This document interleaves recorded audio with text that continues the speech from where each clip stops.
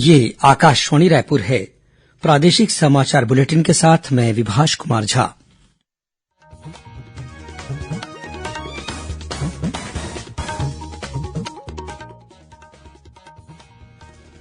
और अब पेश है आज के मुख्य समाचार। उच्चतम न्यायालय ने आर्थिक रूप से कमजोर वर्गों के लिए शिक्षण संस्थानों में प्रवेश और सरकारी नौकरियों में 10% आरक्षण जारी रखा। भानुप्रतापपुर विधानसभा उपचुनाव के लिए प्रत्याशी चयन को लेकर कल रायपुर में प्रदेश कांग्रेस की चुनाव समिति की बैठक होगी। वहीं भाजपा ने प्रत्याशी चयन करने के लिए पार्टी के 4 वरिष्ठ नेताओं को पर्यवेक्षक बनाया। प्रदेश में मेडिकल और डेंटल कॉलेजों में प्रवेश के लिए तकनीकी शिक्षा संचालनालय ने प्रावीण्य सूची जारी कर दी है। और गुरु नानक जयंती पर कल प्रदेश भर में मनाया जाएगा प्रकाश पर्व। कार्तिक पूर्णिमा के अवसर पर नदियों के तटों पर होगा पुण्य मेले का आयोजन।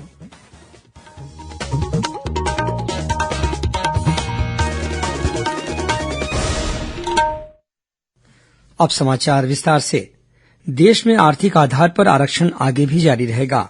उच्चतम न्यायालय के 5 न्यायाधीशों की संविधान पीठ ने आर्थिक रूप से कमजोर वर्गों के लिए विभिन्न व्यावसायिक शिक्षण संस्थानों में प्रवेश के साथ ही सरकारी नौकरियों में 10% आरक्षण के प्रावधान को उचित ठहराया है। इस मामले में सुनवाई करते हुए 5 न्यायाधीशों की पीठ में से 3 न्यायाधीशों ने आरक्षण के पक्ष में अपना फैसला दिया। इस तरह बहुमत के आधार पर सुनाए गए फैसले के तहत आर्थिक आधार पर आरक्षण फिलहाल जारी रहेगा। गौरतलब है कि इस संबंध में 103वें संविधान संशोधन में प्रावधान किया गया है। इस प्रावधान को जनवरी 2019 में संसद में मंजूरी दी गई थी। हालांकि इसके तत्काल बाद कुछ संस्थानों ने इस संशोधन को चुनौती देने के लिए उच्चतम न्यायालय में याचिका दायर की थी। इस बीच भारतीय जनता पार्टी ने आर्थिक रूप से कमजोर वर्गों को आरक्षण जारी रखने के संबंध में उच्चतम न्यायालय के फैसले का स्वागत किया है। पार्टी महासचिव बीएल संतोष ने अपने ट्वीट संदेश में कहा है कि सामाजिक न्याय की दिशा में यह एक बड़ा निर्णय है। भानुप्रतापपुर विधानसभा उपचुनाव के लिए राजनीतिक सरगर्मियां तेज हो गई हैं। इसी कड़ी में कल रायपुर में प्रदेश कांग्रेस की चुनाव समिति की अहम बैठक में प्रत्याशी के चयन पर चर्चा की जाएगी। इस बैठक में भाग लेने के लिए प्रदेश कांग्रेस प्रभारी पीएल पुनिया आज रात रायपुर पहुंच रहे हैं। बैठक में शामिल होने के लिए प्रदेश के प्रभारी सचिव सप्तगिरी शंकर उल्का कल सुबह रायपुर आएंगे। इस बैठक में मुख्यमंत्री भूपेश बघेल सहित कांग्रेस के वरिष्ठ नेता और पदाधिकारी भी शामिल होंगे। इससे पहले प्रदेश कांग्रेस अध्यक्ष मोहन मरकाम ने भानुप्रतापपुर में पार्टी के स्थानीय नेताओं और पदाधिकारियों के साथ बैठक लेकर प्रत्याशी चयन के बारे में चर्चा की। श्री मरकाम इस चर्चा की रिपोर्ट के साथ कल रायपुर में होने वाली प्रदेश चुनाव समिति की बैठक में शामिल होंगे। उधर मुख्य विपक्षी दल भाजपा ने भी इस उपचुनाव के लिए अपनी तैयारियां तेज कर दी है। पार्टी ने प्रत्याशियों के चयन के लिए 4 पर्यवेक्षक नियुक्त किए हैं। इनमें पूर्व राज्यसभा सांसद रामविचार नेताम, सांसद संतोष पांडेय, विधायक शिवरतन शर्मा और रंजना साहू को शामिल किया गया है। इस बीच कांकेर की कलेक्टर और जिला निर्वाचन अधिकारी डॉक्टर प्रियंका शुक्ला ने भानुप्रतापपुर उपचुनाव के मद्देनजर सभी शासकीय अधिकारियों और कर्मचारियों के बिना अनुमति अवकाश लेने पर रोक लगा दी है। इस उपचुनाव के लिए जिला निर्वाचन अधिकारी ने 22 नोडल अधिकारी नियुक्त किए हैं। इन नोडल अधिकारियों को आज सुबह जिला पंचायत सभाकक्ष में चुनाव संबंधी प्रशिक्षण दिया गया। प्रदेश के मेडिकल और डेंटल कॉलेजों में प्रवेश के लिए तकनीकी शिक्षा संचालनालय ने प्रावीण्य सूची जारी कर दी है। इसमें लगभग 3,500 विद्यार्थियों को शामिल किया गया है। ये छात्र प्रदेश के 9 सरकारी और 3 निजी मेडिकल कॉलेजों की 1570 सीटों के अलावा डेंटल कॉलेजों की 600 सीटों के लिए होने वाली काउंसलिंग में शामिल हो सकते हैं। राजनांदगांव जिले के डोंगरगढ़ जनपद पंचायत में स्वामी विवेकानंद खेल प्रोत्साहन योजना की राशि में कथित आर्थिक गड़बड़ी के मामले में प्रदेश के पूर्व मुख्यमंत्री डॉक्टर रमन सिंह ने पंचायत मंत्री रविन्द्र चौबे को पत्र लिखा है। डॉक्टर सिंह ने पत्र में मामले की निष्पक्ष जांच कर दोषी अधिकारी और कर्मचारी के खिलाफ कार्रवाई की मांग की है। बीते 6 नवंबर को होने वाली उप निरीक्षक की परीक्षा स्थगित किए जाने के विरोध में अभ्यर्थियों ने कल काले कपड़े पहनकर विरोध प्रदर्शन किया। इन अभ्यर्थियों ने राजधानी रायपुर के बूढ़ापारा स्थित धरना स्थल पर एकत्र होकर नारेबाजी की। इसी मुद्दे को लेकर भारतीय जनता युवा मोर्चा के कार्यकर्ताओं ने कल भिलाई में आक्रोश रैली निकाली। रैली में शामिल मोर्चे के दुर्ग जिला अध्यक्ष ब्रजेश भोजपुरिया ने राज्य सरकार पर आरोप लगाया कि यह भर्ती पर रोक लगाकर वह बेरोजगार युवाओं को उनके अधिकारों से वंचित कर रही है। कल गुरु नानक जयंती है। इस अवसर पर राजधानी रायपुर सहित प्रदेश के विभिन्न स्थानों पर प्रकाश पर्व मनाया जाएगा। इसी कड़ी में राजनांदगांव में गुरु सिंह सभा द्वारा कल शाम नगर कीर्तन शोभायात्रा निकाली गई। इसमें सिख समुदाय के लोग बड़ी संख्या में शामिल हुए। मुख्यमंत्री भूपेश बघेल ने प्रदेशवासियों को, विशेषकर सिख समुदाय के लोगों को गुरु नानक जयंती की बधाई और शुभकामनाएं दी हैं। अपने संदेश में मुख्यमंत्री ने कहा कि गुरु नानक जी ने विश्व को प्रेम, एकता, समानता और भाईचारे का संदेश दिया। कल ही कार्तिक पूर्णिमा के अवसर पर प्रदेश भर में पुन्नी मेले का आयोजन होगा।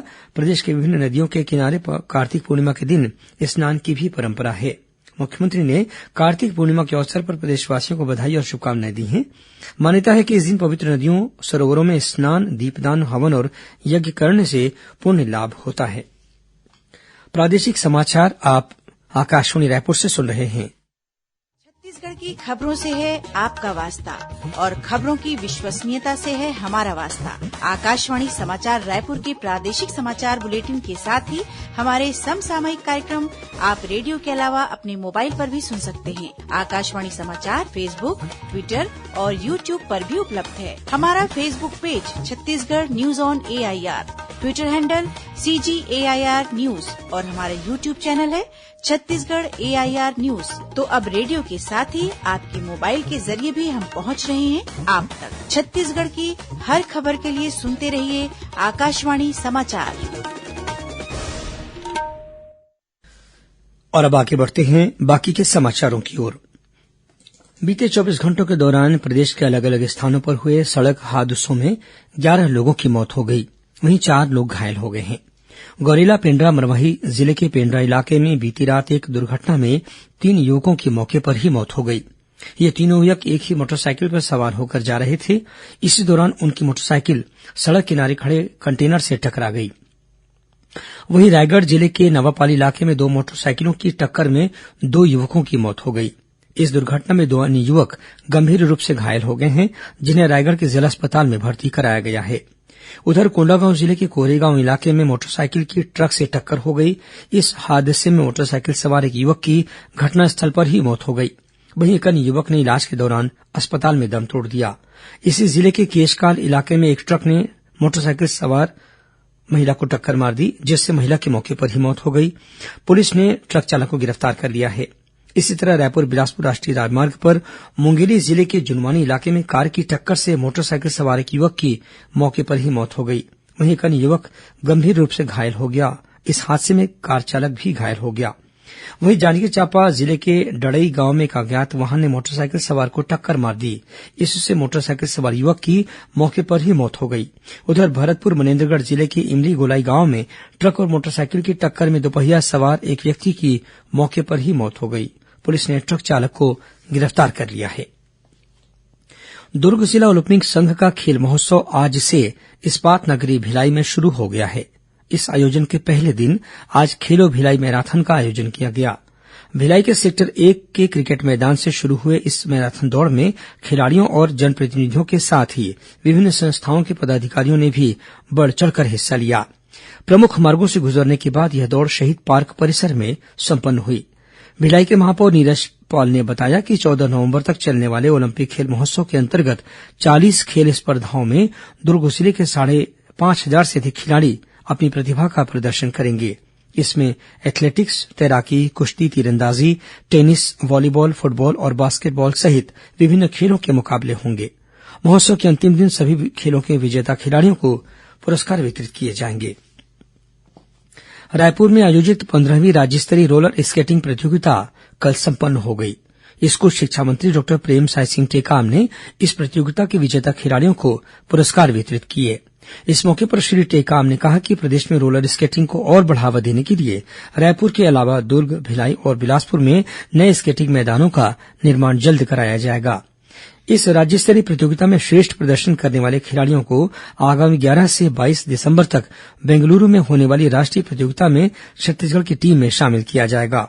गौरतलब है कि रोलर स्केटिंग के नए खिलाड़ियों को तैयार करने के उद्देश्य से पिछले साल ही इसे शालेय खेल प्रतियोगिता में शामिल किया गया है। और अब कुछ खबरें संक्षेप में सुन लीजिए।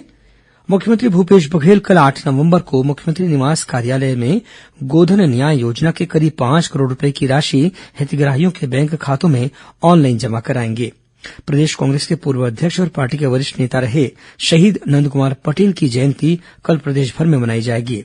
इस अवसर पर कांग्रेस के जिला, शहर और विकासखंड मुख्यालयों में स्वर्गीय नंदकुमार पटेल को श्रद्धांजलि देने के साथ ही उनकी स्मृति में विचार गोष्ठियों का आयोजन किया जाएगा।